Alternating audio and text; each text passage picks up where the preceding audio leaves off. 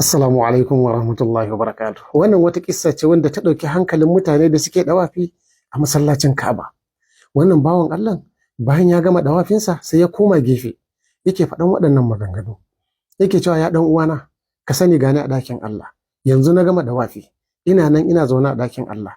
Amma ka sani cewa na baka ajiyar gidana ka mai da shi naka. Ka kawo shaidu na ƙarya ka ƙwace ka mai da shi naka.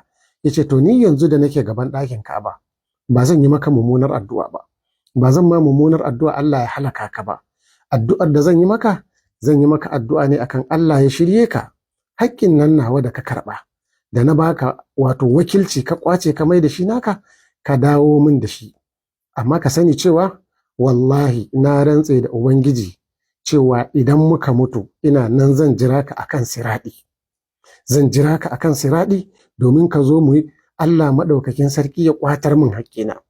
Amma tun daga ni ga ɗakin Allah, ina roƙonka ne don girman wannan ɗakin. Idan na dawo, ka mayar min da haƙƙina. Amma ba zan maka mummunar addu'a ba. Amma ka sani, idan baka mayar min da haƙƙina ba, ba zan yafe maka ba, kuma ina nan ina jiranka akan siraɗi. Inna lillahi wa inna ilaihi raji'un. Waɗannan maganganun da wannan mahajjatin yayi suka ja hankalin mutane. Aka yi ta bashi haƙuri ya ce a'a maganar haƙuri babu, amma ni ba zan masa mummunar addu'a ba, amma ya sani ban yafe ba kuma ina nan ina jiransa akan sirati. Inna lillahi wa inna ilaihi raji'un.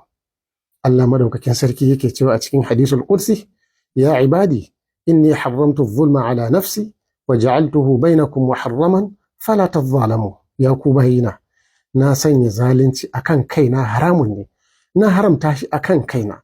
Sannan na sanya shi a tsakaninku haramun ne, abin haramtawa ne, kada ku zalunci junanku.